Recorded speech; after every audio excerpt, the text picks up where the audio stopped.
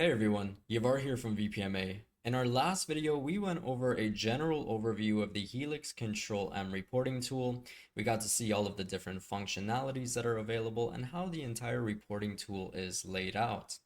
We went over the different filters we can set on our reports, the visible columns, sorting and grouping, and we even went over the preview that we can see before we generate our full report.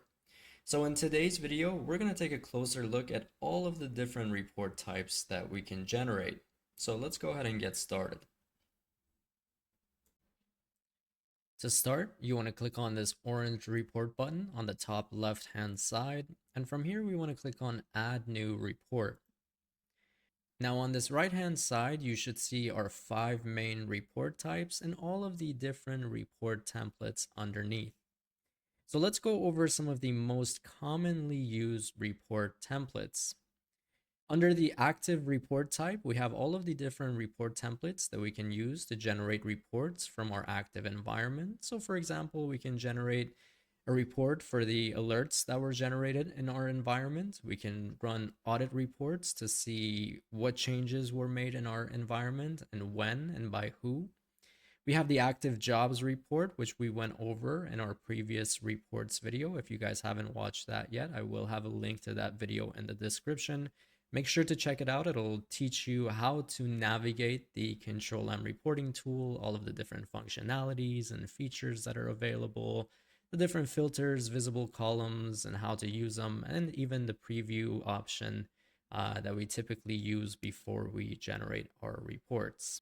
But the active report jobs basically generates a report from the active environment either for the current date or a previously archived date.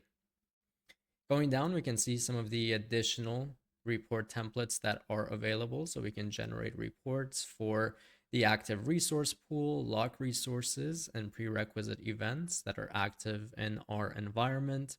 And we can even run reports for role authorizations, displaying the different roles in our environments. We can run trend analysis to see the total amount of jobs executed per day at a given time range. And we can even generate reports for our host groups and the agents assigned to them.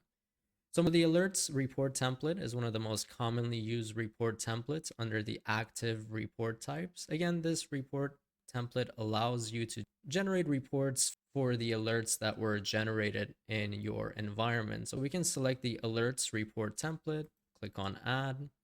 We can choose the time range here. So we can either set it to any time. We can go with custom, last particular amount of days, or we can even go with the previous month.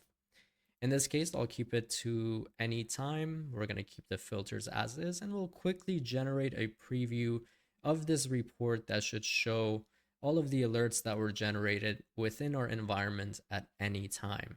So clicking on refresh here, we can see a preview of the different alerts. Now, of course, I can go into my visible columns. I can take out whichever of these columns that I don't need, and I can include the columns that I do want included in my report before I generate the full report itself. So now going back to the different report types that we have available, I'm not going to save this one. We can just exit out for now. Now let's go over the definition report type. And under the definition report type, we can see a wide range of report templates that we can use to generate reports for our job and folder definitions. So just looking at the very first report template here, we have the job definition reports. This allows us to generate a report and see, for example, how many jobs belong to a specific application, or how many jobs run on a specific host, how many jobs have a particular setting enabled. Let's say we need to generate a report for all of the jobs in our environment that are cyclic or have a particular definition. That is where we can use the job definitions report. So with the job definitions report template selected, I can click on add. Going back into my filters here, right now it would give me all of the jobs in my environment as is, but I can add additional filters here. So within this job definitions report, let's say I only want to see jobs that belong to a particular application. I can add that filter here and modify my visible columns. So let's say I only want to see jobs and folders that belong to this SCH application. With this filter selected and set to application, I can put the application that I want to look for, click on refresh, and now this job definitions report will only give me a list of all of the jobs in my environment that fall under the SCH application. I can use the filters here to add additional filters. Let's say I'm looking for jobs that fall under this application that also run on a particular host. So I can add that additional filter here as well. So we have a lot of flexibility here. Again, we can use this job definitions report to generate a list of jobs that have a particular definition in our Control-M environment. Now that definition can be the application, it can be the host, it could be the job name. Let's say we're looking for jobs that start with a particular prefix. Let's say we're looking for jobs that are a specific task type. Let's say we are looking for jobs that were created by a specific user, maybe jobs that are cyclic, yes or no. We can have that set as our filter here. We can even go with cyclic type. So we can see we have a lot of flexibility in terms of the job definitions report that we want to generate. Now going back to the different report templates that we have available under the definitions tab, we can see we have a wait for events report template. This report template will show us all jobs that are waiting for a prerequisite. So if we need a report of all of the jobs that are waiting for a prerequisite event in order to run, this would be the report template to use. We have a report type for all events, whether it's add or delete. Job definition variable reports, so jobs containing variables. Jobs with notifications, lock resources, resource pools.